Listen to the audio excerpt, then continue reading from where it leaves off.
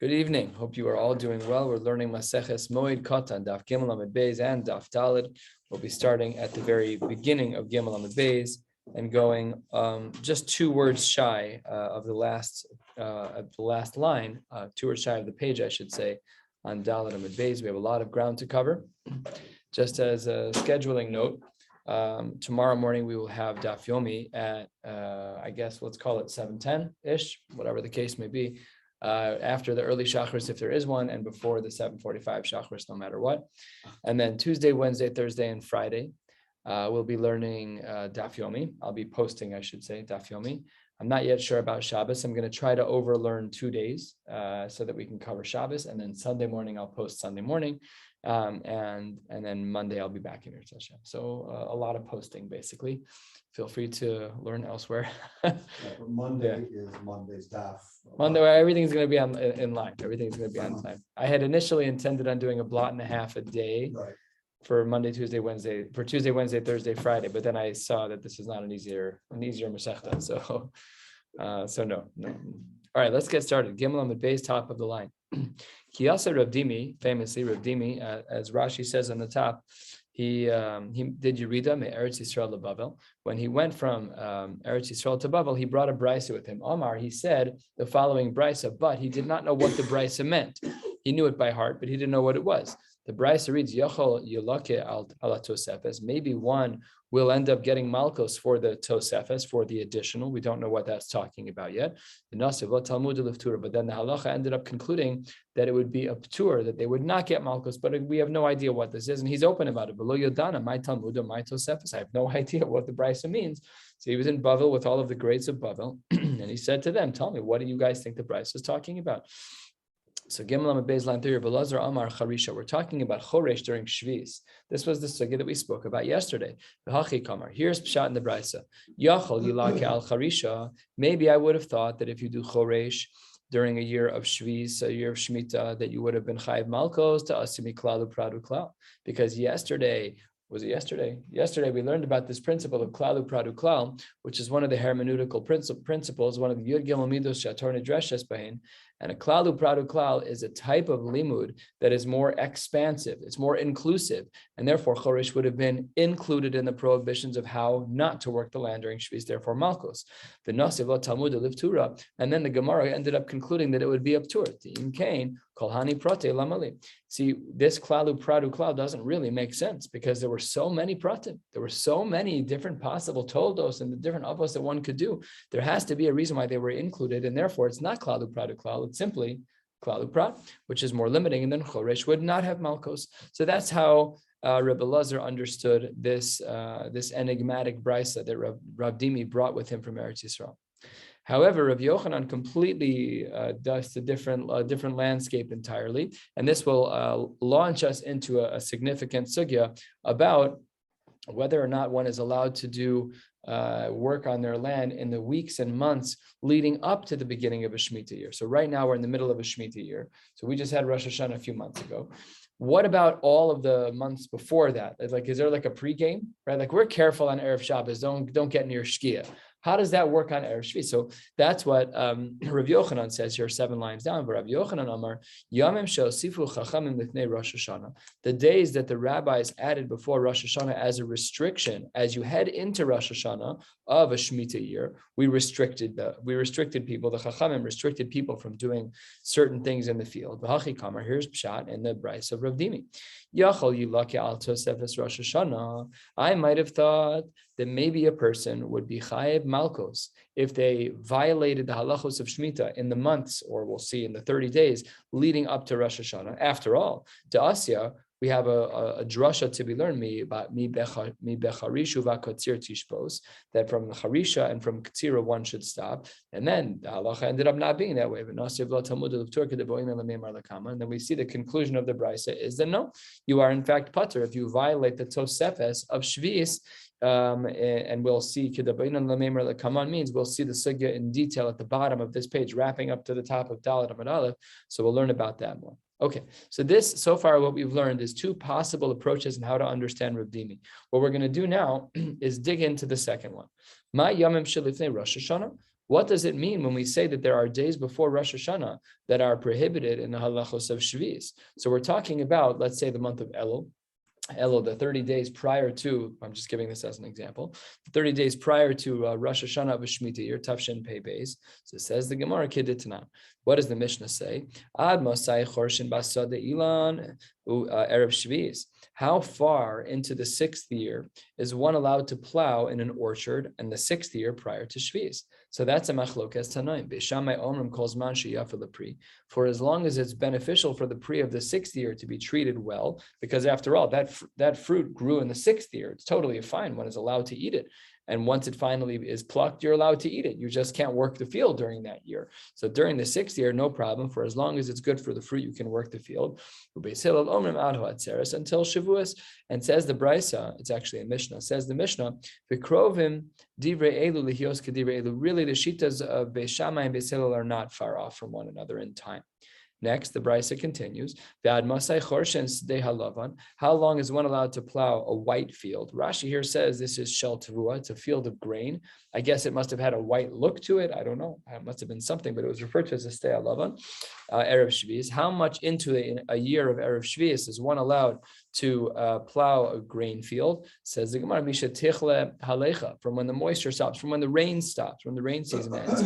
And as well, v'chol zman shebnei adam chorshin, for as long as a person would be willing to plow their field, lita mikshaos umidlaos, to plant different types of gourds. Says the Gemara, that's a very difficult shita to swallow, because if that's true, that it's just a question of your willingness of what you want to do, so then it's super subjective.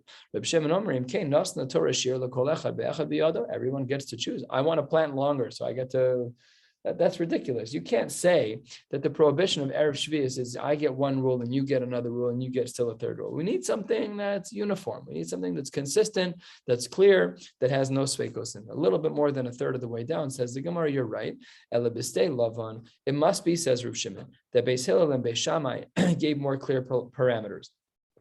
When it came to the topic of a stei lavan, of a grain field, that's ad ha-Pesach, until Pesach. So 6 months prior to that new year. So in the 6th year of the Shemitah cycle, you'd have to stop plowing a field 6 months before on Pesach, before you'd get to the high holidays. Uvistei ilan, when it came to an orchard, ad ha-Atzeres, you'd have until Shavuos, which was only 7 weeks later. Skip the parentheses. Amar Reb Shimon ben Pazi, Amar Reb Yoshua ben Levi, Mishum bar Kapara, Rabban Gamliel ubeis dino nimnu al shnei prakim halalu ubitlu. They said, Rabban Gamliel says that the Bezdin, his own Bezdin, saw these 2 time periods that Beis Hillel and Shammai gave to say that by a stei lavan, that by a field of grain, that we stop by Pesach, and by an orchard we stop by Shavuos. And Rabban Gamliel uprooted it, ubitlum. He undid that rabbinic injunction. And he says that's not true. You have even more time to work the fields. So how did that happen? How could Rabban Gamliel uproot Beis Shammai and Beis Hillel? Amar le Reb Zeir le Rabbi Abo, v'amar le Reish Lakish le Rabbi Yochanan. We don't know exactly when this happened, but it was either a question asked to Rabbi Abo or to Rabbi Yochanan. How can it be that Rabban Gamliel undid the Gzeira Derabanan of Beis Shammai and Beis Hillel? We're a little bit more than halfway down. Rabban Gamliel ubeis dino heichi matzu mevatle takanta de Beis Shammai ubeis Hillel. That doesn't make sense, because we know we have a checks and balances system when it comes to Dinei Derabanan. What is the checks and balances system? It's very simple. The Mishnah writes, this is a Mishnah that we have learned in other contexts, but it's primarily quoted in Maseches Edios. Ein Bezdin the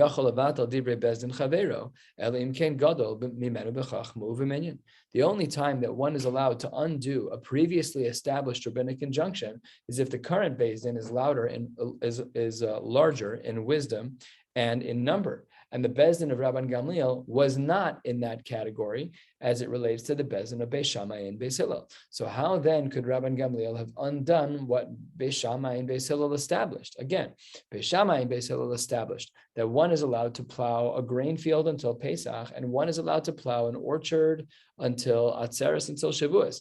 Rabban Gamliel says it's not true. We changed it. We undid the rabbinic injunction. How is he allowed to do that? Says the Gemara that the person who they asked, again, it was either Rabbi Abo or Rabbi Yochanan, ishtomim kishachada. They sat there seemingly dumbfounded, like, oh, wow, good question. I don't know I don't know. I'm not sure I know the answer to that question. So that was a very good question. And says the Gemara, they finally answered. Amar le, Amor kachisnu beinehen. It must be that when Beis Shammai and Beis Hillel established their rules, they built a loophole into the system. How so? Kol harotze levatel yavo v'yevatel. It's a built-in clause. Sometimes lawyers do this when they want to chaperine on behalf of their client. They built in a loophole. They build in some type of clause that allows for an exit strategy.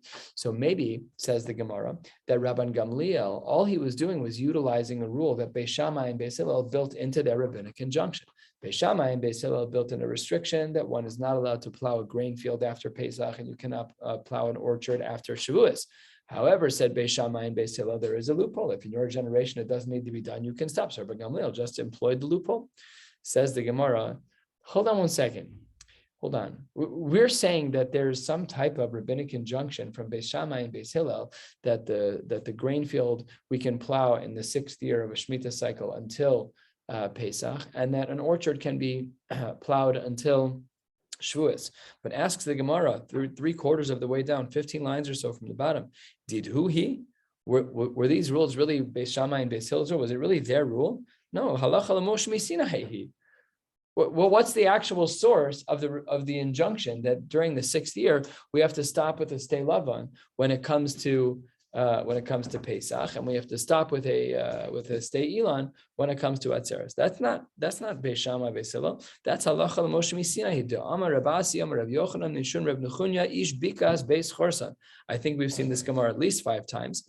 Says the Gemara, Eser Netios, the 10 plantings. This was a rule of halacha l'Moshe Sinai, that if you have 10 saplings, 10 young trees that are growing within a certain space, then one is allowed to still service, and that's halacha l'Moshe Sinai. But you have to stop at a certain point. So that's halacha l'Moshe Sinai. We have that halacha already. Wasn't Beis Shammai and Beis Hillel? That's so strange. And let's finish off this little brisa. So Eser Netios, Arava, and Venisu Chamaim, all of those are halacha l'Moshe Sinai. So how can you say that it's Beis Shammai and Beis Hillel who gave us the rabbinic injunctions of year 6 as it relates to Shemitah? Hare, it's halacha l'Moshe Sinai, because it says Eser Netios. That case references what's going on in the 6th and 7th years. We don't need anything else. So says the Gemara, Amar Rabbi Yitzchak, ki gmiri hilchasa shloshim yom lifnei Rosh Hashanah. Really, the halacha l'Moshe Sinai was a 30-day halacha l'Moshe Sinai. So Rosh Chodesh Elul, at that point in Tafshin Pei Aleph, which is a non-Shemitah year, year 6 of the cycle, then one starts to follow some of the halachos of Shemitah. Kind of reminds me of the age of chinuch of a child. Like one of my children said to me today on Shabbos, I don't need to keep the 5 hours yet. I'm not bas mitzvah yet. I'm like, if you're having this argument with me, that means that you're a bas chinuch. It means that you're a sophisticated human being who can dialogue and learning. Like, no, you're done. You got to wait into the 6th hour. So she's handling, what does 6 hours mean? I'm like, oh my gosh, how much time do you have? It's like if 15 shitas, the Meiri is 5.5. The pashtus of the Rambam is a little bit into the 6th hour, and then some of the Frum shitas are a full 6 hours, but she's 10. I'm like 5 hours and 1 minute. So she asked me a beautiful question. Is it really 1 minute or is it 1 second? I said, Taka, great question. What's the answer? I don't see why there's a difference. I'm sorry. It should be 1 second. You're into the 6th hour. That was what I answered. I don't know if I'm right. I said the 1 minute is not a mitzvah. No, the 1 minute is not a mitzvah. We call it that. Yeah, but it's into this. She's right. I think she's right. I think she nailed it. I never thought of it until she asked it, because you have to be like the children's purity of. We don't ask certain questions because like we're like pre-wired. But she was great. Okay. Anyways, this is kind of like that. So it says the Gemara, Amar Rabbi Yitzchak, ki gmiri hilchasa shloshim yom lifnei Rosh Hashanah. For the whole month of Elul, there's a restriction. And what was it that Beis Shammai and Beis Hillel added?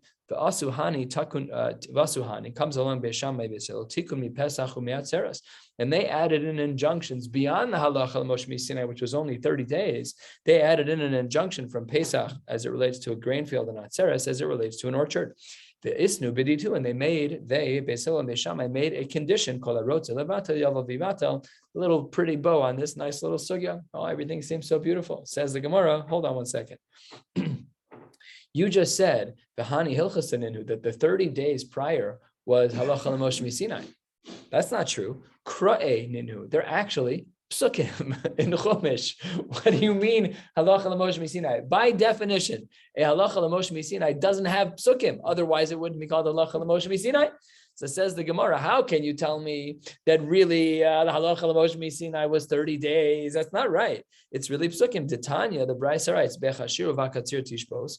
What does this pasuk mean? That with a plow and with harvesting, you should stop. Rabbi Akiva Omer, ein tzarach lomar charesh v'katzir shel shvi'is. I know that these words are not talking about year 7. Why not? Because Sha'arei Kvar Nemar, Sarcha Lo Sizra V'Charma Lo Sizmor. I already have these prohibitions in Chumash. There's no such thing as extra words in the Torah. So if the words of Sarcha Lo Sizra V'Charma Lo Sizmor teach me my general prohibitions in year 7, so what were all the words about of Becharishu V'Akatzir Tishbos? So how does Rabbi Akiva learn the psukim? Simple. Elachori shel erev shvius shenichnas l'shvius. The katzir shel shvius sheyatza l'motzei shvius. He says there are restrictions on both ends, but let's just discuss our end. That on the way in to a Shemitah year, you have to stop. So according to Rabbi Akiva's understanding, it's not halacha l'Moshe Sinai at all. It's basic pshat in the psukim. However, this brisa concludes with the shita of Rabbi Shmuel, and Rabbi Shmuel doesn't agree to this drasha. What does Rabbi Shmuel say? Rabbi Shmuel Omer macharish rishus av katzir rishus yatsa ktzir haomer shehi mitzvah. What do we learn from this?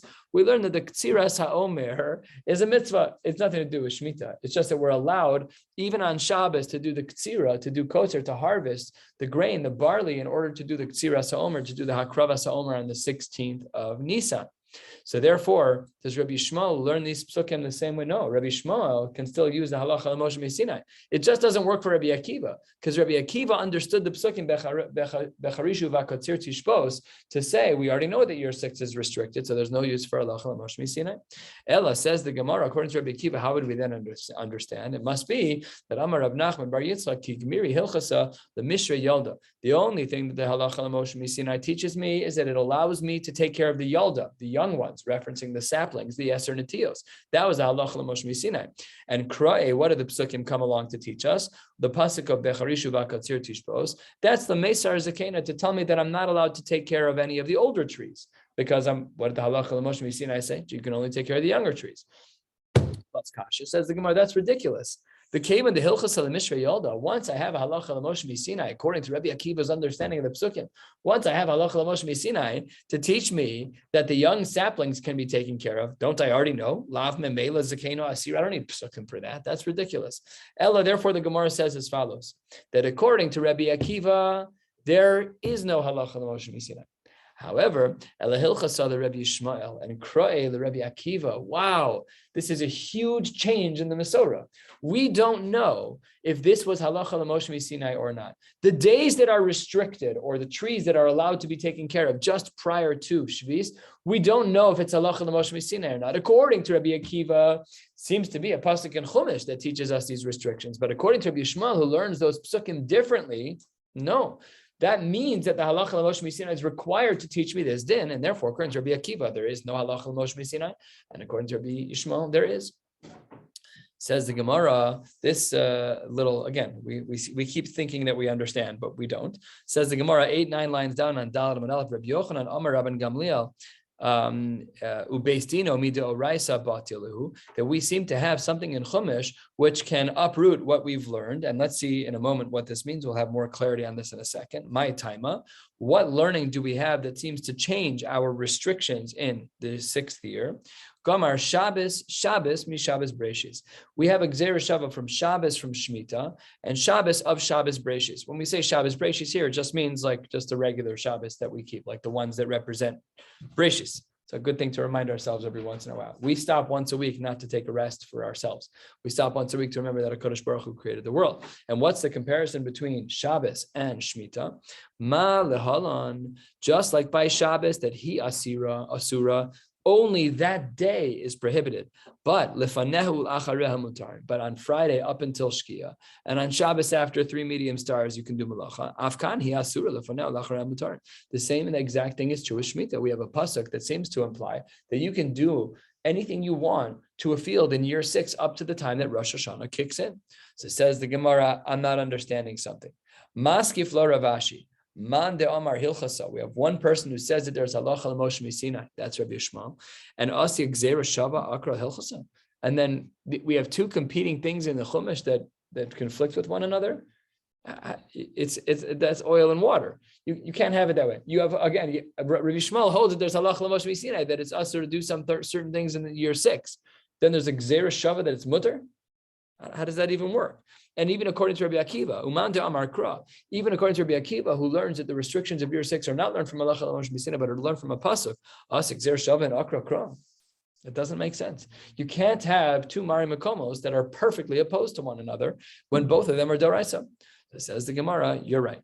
Elo Amar Ravashi, Rabban Gamliel ubeis Dino, Savrei la ki Rabbi Shmuel, do Amar Hilchasa Gmirila. Rabban Gamliel and his Bezdin follow the sheet of Rabbi Shmuel that the psukim don't teach us anything, and therefore halacha l'moshe misinai is what teaches us restrictions. However, the chigmiri hilchasa, when do we have an application of this gemiri, of this tradition? That's only bisman shebeis hamikdash kayam dum yedenisu chamayim. The only time we have a restriction of the year 6 is when there's a Beis HaMikdash. However, similar to Nisu Chamayim, which of course only applies when there is a Beis HaMikdash. However, says the Gemara, Bisman she Beis HaMikdash Kayam, Aval Bisman she Ein Beis HaMikdash Kayam, lo, Halacha L'Moshe Misinai doesn't apply in year 6. So therefore, the Halacha L'Moshe Misinai applies to when there is a Beis HaMikdash. And the Kula, as it were, the fact that we compare to regular Shabbos, that all day Friday and all night Saturday night is mutter b'malacha. Therefore, that's why nowadays we don't have strong restrictions in year 6. And that is how the Gemara concludes this sugya. So therefore, it seems to be that we hold, not like Rabbi Akiva, it seems like we hold like Rabbi Shmuel, that the restrictions that we have in year 6 are derived from a halacha l'moshe misinai, but that it only applies in the times of the Beis HaMikdash. Nebuch, we don't have a Beis HaMikdash, so whatever's happening now in Eretz Yisrael, or really last year, in the end of the year of Eretz Yisrael, so there were no restrictions seemingly, and even up to 1 minute before Rosh Hashanah, you probably should be dressed in your finest, but if you chose to stick a shovel on the ground and pour some water, you can do whatever you want, doesn't matter. It's year 6, no problem at all. Okay, we're about a third of the way down on Dalad Amad Aleph. Oh gosh. Says the Gemara, Bishlama me kilon. Skipped a line. Avalomi me hagshamim umi me kilon.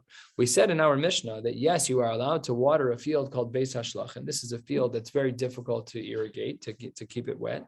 So says the Gemara, you're not allowed to use rainwater, and you're not allowed to use water from a well. And that's because of the halachas of tircha. So says the Gemara, Bishlama me kilon. I understand you cannot use well water because ika tircha yesera. You're using the well. You got the whole, the window handle from the circa 1980s. And that's what you do over and over again to roll up the bucket. That's a tircha. Elamega shamim, but rainwater, it just collected in a pit. Who cares? My tircha ika. Why does the Mishnah restrict the use of rainwater for the Beis Hashlachin, for this field that needs water during Chol HaMoed? What's the big deal? Why is it different than the other case in the Mishnah that was allowed? This isn't like the well water. This water is simple. It's just sitting there waiting to be used. This is a machlokes in the Amoraim. Amar Rabbi Law, Amar Rabbi Yochanan, Gzeira make shamimatu make kilo. Okay, says the Gemara, you're right. Inherently, there's nothing wrong with rainwater, but we have a concern that we may end up treating it like well water, and that you'll have to then, they're easy to mix up. Basically, they're deep cisterns, they're deep collections of water, and when you can mix up one with the other. With a subtle difference, 5 lines before the wide lines, Rav Ashi says, Amar, make shamim gufayhu lidei make kilo nasu. No, by the time you get to the bottom of the rainwater in that pit, you will be doing the same exact thing you'd be doing in a well, which is dropping in a bucket. And that is called tircha, and therefore it's not allowed. And this is v'kamiflageba de Reb Zera. This is all rooted in whether or not they hold like Reb Zera. What does Reb Zera hold? Amar Reb Zera, Amar Rabba, Bar Yirmiyah, Amar Shmuel. So he says in the name of Shmuel, Naharos hamoshchen ma'amin ha'agamim. When you have rivers that are connected to lakes, muter lahashkos mehen b'chulo shel moed. One is allowed to then take from the lake and water on the Chol HaMoed. Why is that allowed? Because he doesn't have the same gzera that we saw above. Mar islay de Rab Zera, Mar leslay de Rab Zera. When we saw that there was a takana, which was the sheet of Rabbi Law Bar Yochanan, that means he doesn't seem to hold like Rav Zera, and the other shita does. And on the first very long line, 2/3 of the way down on the wider lines, the Gemara on Dalad Amad Aleph continues with that line of Reb Zera to try and understand what he's talking about. Kufa Amar Reb Zera Amar Rabba Bar Yirmiyah Amar Shmuel. Naros hamoshchen ma'amin ha'agamim. If you have rivers and lakes that are connected, muter lahashkos men b'chulo shemo, you're allowed to draw water from them in order to water the Beis Hashlachin, this field that needs irrigation on Chol HaMoed. Says the Gemara, why is that allowed? Why are you allowed to use the agam? After all, what about the concerns about using a bucket to draw things up? If there should be no difference between the agam and the water cistern that you were concerned about that collected all the rainwater. No matter who you hold, like we still can't use the make shamim. Says the Gemara, Amar Yirmiyah Berei, his son said to him, nothing to worry about. Hani Agme de Bavel, these rivers, these lakes that are in Bavel, Kemaya de lo Paski Damo, they never dry up. So they won't go down. Right. So that he would need it. Right. And therefore the concern about needing to be like a tircha wouldn't be. There's no buckets that are required. It's like our hot water tanks in ours. Baruch Hashem, we have running water in our homes. Our hot water tanks are always full. That's how they have to heat up after we shower enough. Yeah, but Bavel is not in Eretz Israel, so Bavel doesn't have the Shemitah laws for it. We're talking about Chol Moed right now, but that's true. This isn't about Shemitah right now. This is just about using them on the Moed. That's the din of Reb Zera.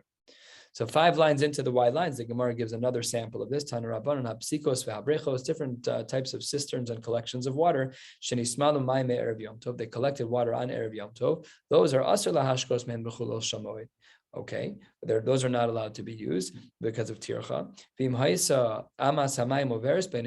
But if these cross the paths of the aqueduct, and we're going to learn about an amma a little bit later, then it's mutter to use them because the aqueduct is normally fed by a spring. That's how they would have water flowing in their communities. They'd find a spring and they'd build a little piping or tunneling system to have the water travel from one place to another. So if the psikos and brechos were going to be fed by the piping system that they had, then mutter, because just like before, we had constant dripping of water. So there's no reason to assume it's ever going to end, no reason to assume that there will be tircha. Amar Rav Papa, v'husha ruba shel osa sadeh, shose me'osa my amas hamayim. That's true. If most of the water most of the water for that field will emanate from the piping itself and not from the psikos and the brechos from the other cisterns. But if it were, in fact, the majority from the psikos and the brechos, we wouldn't allow it. That's not right. We need to be using the amma here. Rav Ashi Amar, no, I disagree. Who cares if the most of the water comes from the piping system or if you drew it out in a bucket? It doesn't matter. Because the water is constantly flowing and keeping all of the cisterns filled. So who cares? I have plenty of water. There's nothing to worry about at all. There's no reason to restrict. And that's why Rav Ashi is lenient in such a case. In short, if we were to paskin like Rav Ashi, then if you had a field that needed special irrigation, then basically our hoses would be perfectly fine because our water stream never turns off. Basically, I don't think I've ever. You get a notice in the mail. We're doing construction, and from 2 to 4 p.m. you won't have any water. Okay, but 99.99% of the time, our water's flowing. So the bathtub works. They just shut it off. They shut it off. It's not broken. The works. The correct. Water still, Correct, but it's hard to compare because back in the day, it was a question of the water drying up. Like, right, their water, they could literally just like a wadi. Like, there's no water there right now. No, that's true. We don't live over there. There are some upsides to the weather. So that's what the Gemara says over here. And then the next sugya, which is still very similar, 12 lines from the bottom, Tanu Rabbanan, Brecha shenotefes mayim. If you have a pool where water is dripping, misade beis hashlachin zu, and the water is dripping on a beis hashlachin, moter lahashkos mimena sade beis hashlachin acheres. So the Rishonim explain that you have like into the pool from the field, right? It's dripping. Here's what's happening. You have 2 beis hashlachin, one is above the other. So the water from one bit, you're irrigating the one on the top, the water comes down and collects, and then it's going to spill over into the second beis hashlachin. So the Gemara says that's perfectly fine. Says the Gemara, why is that perfectly fine? Avida de Pascha, maybe the water source will dry up. It has to be a reliable water source. It's true only when you still see that it's actually still dripping. You're right. The concern is a real concern back in the day. Again, we don't have that nowadays, Baruch Hashem. Detroit, the lead in the water, those are good shilas, but that's only applicable during Chol Hamoed. And anyways, you don't drink that water if you're going to put it in your grass. So, okay. This is only true if the initial spring that was feeding field 1 is still intact, is that first spring is still functional. Next, and still similar to this case, it's 2 parts of one field, there's 2 patches of a field. Sometimes when you're golfing, you see a green, you're like These two things are not on the same height level. You hit the ball, it just touches that little down thing and you're done for. So you've got a patch up here and a patch down there, but all part of the same field. Lo yidle mina tachtona v'yashkes al yona. You're not allowed to draw up water from the bottom field and bring it to the top. That's tircha, as we described. Yoser al kain, even more so. Amar Rabbi Elazar bar Shimon, afilu aruga achas chetzia namuch b'chetzia gvo lo yidle mimakom namuch v'yishke lemakom gvo. Nothing at all. You're not allowed to drag from a lower field to a higher field because of tircha. Tanu Rabbana. Madlan li'rakos kadei la'ocham. This was a common thing that people did, and we actually have this in Jewel. When you go to buy, vegetables in Jewel, sometimes you stick your hand in there, you get sprayed with water. How many times has that happened to me? 100. It happens all the time. So why do we do that? It keeps things very fresh. So madlan li'rakos kadei la'ocham. You're allowed to sprinkle the vegetation right before you pluck it. No problem. It keeps it fresh. But if you're doing it to make it grow better, that's different. That's us, or that's not allowed. Ravina v'Rabba Tosfa Abuka Azaburacha, story time. Ravina and Rabba Tosfa, they were going on their path. They were on a walk. Chazulahu Gabra, and they went and they saw this particular person, to have a dali davla b'chula de moada, and he was pouring water on chol moed. Amar le Rabba Tosfa the Ravina lesi amar l'shamte. This guy needs to be put into excommunication. He's not following halacha. We said that you're not allowed to do this because it says liapos and it's aser. Amar le vatana madani rakos kadei la'ochlam. What are you talking about? It's mefurish brisa that you're allowed to do this in order to make the food crisp. It's great. It's a great little trick. You sprinkle the water, everything's fine. Amar le misavres my madlin maya. Are you trying to tell me that you think that madlin is madlin maya? Absolutely not. My madlin, top of Dalet Amud Beis. What is madlin? Says the Gemara shlufe. Shlufe, Rashi here highlights this. It's plucking out the vegetation that's excess. Kiditnan hamedel begefanim. Someone who thins out the gefanim by plucking out the extras. Keshem shumedel b'shelo kachu medel b'shelanim de Rabbi Yehuda. So he says that's what the word madlin means. It means to pull out the excess. And Reb Meir Omer b'shelo rishai ve'enu rishai b'shelanim. We're not going to get into this machlokas between them, but they argue about the poor person.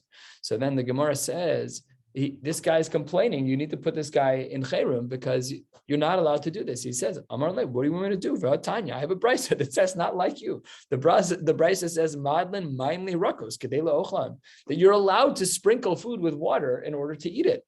So says the Gemara. He's like, all right, Amar le, itanya tanya. If you have a brisa, what am I going to say? But very good mar makom. That's great. This is a very mature form of machlokas. There are times that we will see in Shas where the Amoraim and Tanaim are at each other's throats with disagreement, but this seems to be more, I'm sure it's all mature, but this seems to be. Agree to disagree. What? We'll agree to disagree. Well, I have a brisa and you have a brisa. Right, exactly. And the word madlin is used in various ways. At the 2.6 lines down, maybe we won't get quite as far based on the time frame. Says the Gemara, "Ain't osin ugios legefanim." You're not allowed to dig out a ditch. Well, I really shouldn't foreshadow too much because the Gemara is going to define what ugios means. My ugios, Amar Rabbi Yehuda, banki. Very unhelpful when you don't know what the answer to the question means in the same language. Thankfully, Rashi tells us, fourth line of Rashi, banki. Boros tachas hagfanim. They would dig a little ditch around the grapevine, vizesim, and for olive trees. V'nosein bahem mayim. It's like the slow. Is you just dump in water so that it gets a lot of water at the base and it doesn't get misplaced. The water is just going to soak in right there. So basically you dig right around the tree at the bottom or right around the vine and you dump in some water. That's what banki is.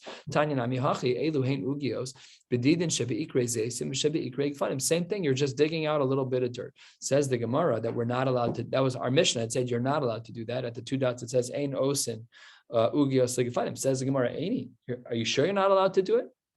After all, Rabbi Yehuda, he did allow for them to do it. Says the Gemara, Lo kasha,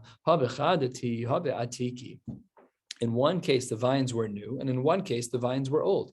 Which one is which? Which one is mutter and which one is not? Rashi, 9 lines from the top of the page, says, where you have something where we never have ever dug out this special little ditch that was dug around the base of the vine, then the ground might be hard, you're shoveling, you're working very hard. But for vines that are very old, of course, that's already been dug before.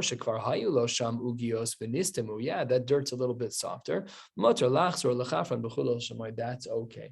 So we're kind of seeing back and forth in the Gemara, like, how do we define tircha? rolling up a pitcher rolling up a bucket is considered difficult. Digging dirt that's soft is different than digging dirt that's hard. It's very, very hard to define tircha. And nowadays, with modern applications of things, we actually have certain kinds of shovels that make it very easy to break even the hardest of ground. What if you're using a machine? Is that still called tircha? So there are so many modern shilas that come up when we're trying to define tircha and chol hamoed. Driving a car? I mean, it's easy. There's no tircha in driving a car. It's nothing. It's nothing. We do it all the time. We do it for fun. It's nothing.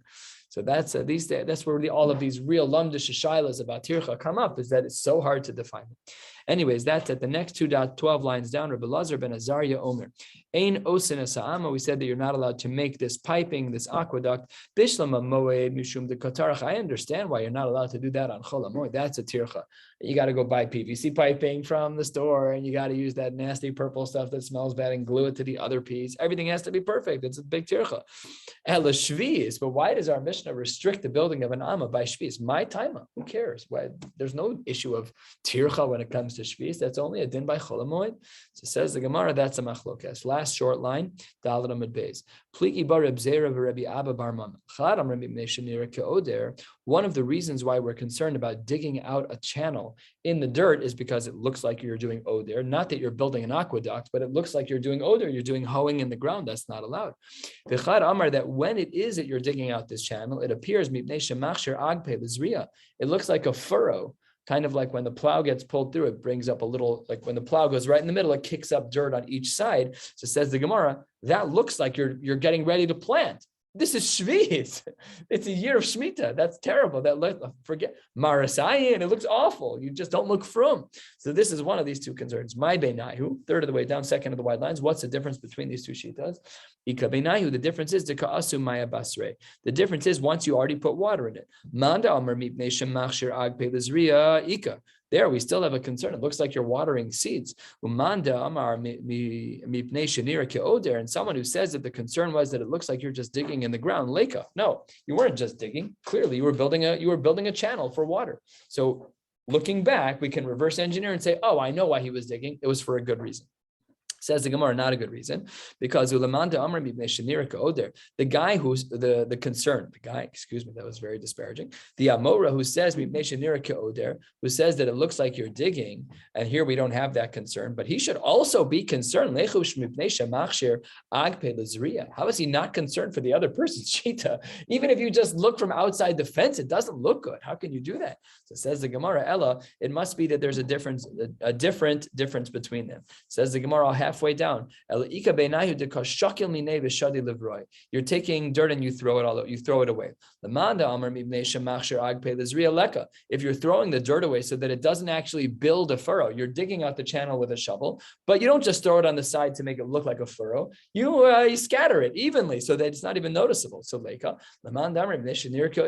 still looks like you're digging. So by you, it still looks like you're digging. Says the Gemara, that also doesn't work. Still, he should also still be concerned of lechush mibnei shenir ka'oder. You haven't dealt with that issue yet. Each person has to be concerned about the other person's concern. Says the Gemara, oder nami, digging as well. Kishakil beduchte monachle. That when you're shoveling, no matter what happens, there's still something happening right where you are. You're still digging there, and there's always what to be concerned about. And ameimar masni la mibnei shenir ka'oder. He agreed to that opinion. However, all of this poses a problem. If we were to have been careful with the language when we started this sugya, our Mishnah had quoted at the 4 lines before the white lines. It says, Rabbi Lazar ben Azariah says, "Ein osin esa'ama." At this next piece of Gemara, 2/3 of the way down, almost halfway into the white lines, the kashalei de Rabbi Lazar ben Azariah, Rabbi Lazar ben Azariah, because our Mishnah said you're not allowed to build an amma. Umi Amar Rabbi Lazar ben Azariah kol shenira ke'oder aser. He says that you're not allowed to because it looks like shoveling. That's why you're not allowed. Uraminhi, we have a brisa that doesn't agree. Ose adam ezivalo otzar. The Tanakama, this is not the opinion we need yet. We'll get to Rabbi Lazar ben Azariah. The Tanakama says that a person can be mizabil otzar. He can put manure, he can put fertilizer in the otzar. Reb Meir oser ad sheyamik shlosha tvachim. You first need to have a cutout in the ground of 3 tvachim deep so that it doesn't look like you're putting it on the ground to make things grow. Or so that it's tall enough that it looks like there's just a heap and not that you're actually growing anything. If there was already some fertilizer scattered around, then now let's get to the opinion that we need. We had said that you're not allowed to move dirt, and that was our concern. Rabbi Elazar ben Azariah oser achi yamik shlosha, or achi yagbia shlosha, or achi yitain ala sela. Achi yamik shlosha. That means you're digging, but you just said you're not allowed to dig. So says the Gemara, Reb Zera v'Rav Abba bar Mamel, how do we answer this? Chad Amar Kigon shehe'emik, he already did the digging. The digging was done already. It was done before the Shemitah year was built. And yes, Rabbi Elazar ben Azariah is l'shitasa that you're not allowed to dig at all. The Chad Amar Zibula mochiach alav, that he does allow for the digging, provided that you're then going to fill the hole with a little bit of the zevel, with the fertilizer, because then Gilui Milsa Lemafreya, that when he was digging, it wasn't for the sake of digging for Shvius, it was only for the sake of having a place to put in the zevel. Let's just get to the bottom of the page. We do have a few minutes until Mar. We said you can fix broken things. What does it mean that something's broken? So the Gemara here is referring to the Amma, the channel of water that's in your field. Amar Rabbi Abba, amuka tefach. If it was only 1 tefach deep, but really the channel should have been 6 tefach deep, thus the name Amma. An Amma has 6 tvachim. Uma'amida al shisha tvachim. Then there's nothing wrong with digging that out to make it work. That's what mikol kalos is. That's what you're allowed to fix. So says the Gemara, let's see if we can try and expand this to other areas. Pshita, I understand that chatzi tefach al shlosha tvachim, we're looking at the ratio of 1 to 6. We had said that if the channel was supposed to be 6 deep but was only 1 deep, you're allowed to make it 6 deep. What if the 1 to 6 ratio is from a chatzi tefach, which is a half, until shlosha, which is still a ratio of 1 to 6? So there we say, kevan delo avar maya lo klumhi. That's not allowed because even if you put it out to 3, you haven't done anything yet. Water doesn't really transfer in that kind of. I don't understand the Metzias here, but the Gemara's assumption is that 3 tvachim of a channel is insufficient. And what about the other? What if the ratio was much larger than the 1 to 6 in that, and not than the ratio, but what if it was larger than 6 tvachim? What if it was tvachayim al shnei masar? What if really I built a huge channel during the week? It was 12 tvachim deep and it was only 2 left. Am I allowed to dig that out? No, that's the katarach tircha yisera lo. That's not allowed either.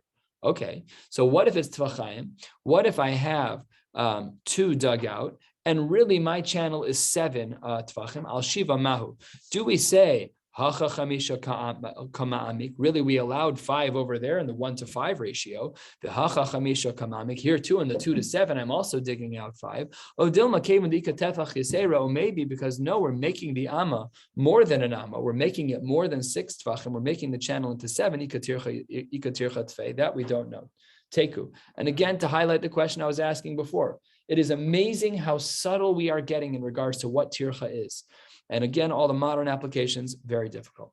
Here are some kulas that the Gemara presents, and then we'll close at the bottom line of the page. Abaye shar levnei bar hamdach, he let the people of the city, the shchufei nara, they were allowed to clear out some of the things that were blocking the river in order to allow the river to flow more smoothly. It must have been a small brook more than a river. Rav Yirmiyah shar lehu lebnei schusa lemichra nahara tamima, they were allowed to do something similar. These are different verbs of similar ideas, that they were allowed to be lemichra. Rashi says, lifno, on the bottom line, lifnos mikor hamayon shennistam. This is specifically at the opening of that which feeds that little brook or stream that you're allowed to clean. Ravashi shar luhu lebnei mata mechasel le'akduche nahar bornitz. They could be le'akduche. Rashi also speaks about this. Lifno sirton shebe'emtza nar. This is talking about something that's blocking the middle of the river. And Omar kevan deshasu mine rabim, because many people drink from this water. Kirabim dami. It's as if it belongs to everybody. And Vitnan, our Mishnah teaches us osin kol tzorchei rabim, that one is allowed to do the needs of others, the needs of the people on Chol HaMoed. We'll stop right here. Tomorrow morning we'll start at 7:10, one way or the other. We'll start at 7:10 just for those who aren't coming. We'll start at 7:10. We will be done by the 7:45 Shachris. I think that's it. Wishing you all a beautiful night. I thought the number